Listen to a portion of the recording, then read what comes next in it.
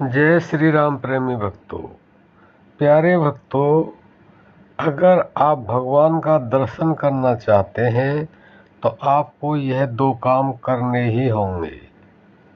वैसे तो भगवान के दर्शन सभी चाहते हैं, लेकिन ये कार्य कोई बिरले ही कर पाते हैं। इसलिए बिरले मनुष्यों को, व्यक्तियों को भगवान के दर्शन होते हैं। अब आप यह अच्छी तरह समझ लें, और अगर आपने अपने जीवन में यह उतार लिया तो आपको अवश्य ही भगवान के दर्शन होंगे। इसमें कोई शक या गुंजाइश नहीं है। ये संतों का कथन है और संतों के यह प्रैक्टिकल है। जो संत प्रैक्टिकल करते हैं वह उतार देते हैं जनता के अंदर, लेकिन उसे कोई कोई एक्सेप्ट कर पाता है, और जो उसे अपने जीवन में एक्सेप्ट कर लेता है, अपने जीवन में उतार लेता है, तो वास्तव में भगवान के दर्शन उसको अवश्य होते हैं। भगवान के दर्शन होना कोई मुश्किल काम नहीं है, क्योंकि भगवान तो हर जगह है और साकार रूप में, साक्षात रूप में हमारे अंदर हैं। संत बड़े सहजता से समझाते हैं, लेकिन हम समझते ही नहीं हैं। तो आप यह समझ लें कि वह दो काम क्या हैं जिनसे हमें भगवान के दर्शन अवश्य होंगे, निश्चित रूप से होंगे। तो बंधुओं, सबसे पहला काम यह है कि जो आपके गुरु हैं साकार रूप में जो गुरु हैं वही भगवान है। यह मान लेना पूर्णतया मन से, जो 100% यह मान लेगा कि साकार रूप में जो मेरे गुरु हैं वही भगवान हैं, तो उसको अवश्य ही भगवान के दर्शन होंगे। दूसरा, जो गुरु की तन, मन और धन तीनों प्रकार से और सेवा करते हैं, जिसमें कोई कन्फ्यूजन नहीं रहता है, 100% जो तन मन धन से गुरु की सेवा करते हैं। और दूसरा, जो साकार रूप में गुरु को ही भगवान मानते हैं। तुलसीदास ने कहा है, नर रूप हरि, भगवान का जो रूप है वह नर ही है।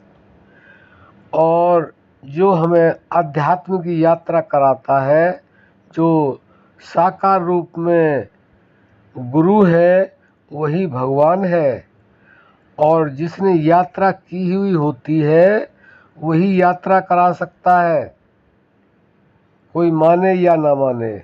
लेकिन जिसने पढ़ लिया या सुन लिया वह यात्रा नहीं करा सकता, क्योंकि सुनना और पढ़ना एक अलग चीज़ है, और यात्रा वह करा सकता जिसने यात्रा की होगी।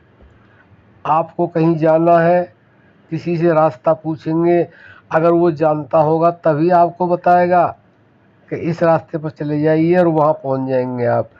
और जिसको पता ही नहीं है, जो गया ही नहीं है, वह कैसे बताएगा? अगर बिना गए बता रहा है, सुन कर के बता रहा है, पढ़ कर के बता रहा है, तो आप कभी वहाँ पहुँच ही नहीं सकते, ये निश्चित मानिए। इसलिए अपने जीवन में गुरु को सबसे बड़ा महत्व दीजिए।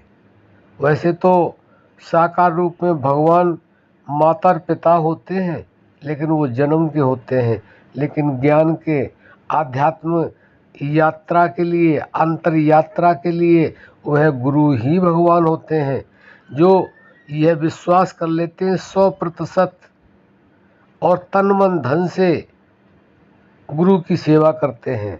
जो गुरु मुख हो जाते हैं, वास्तव में ऐसे व्यक्तियों को तो भगवान अपने दर्शन होने से स्वयं नहीं रोक पाते हैं।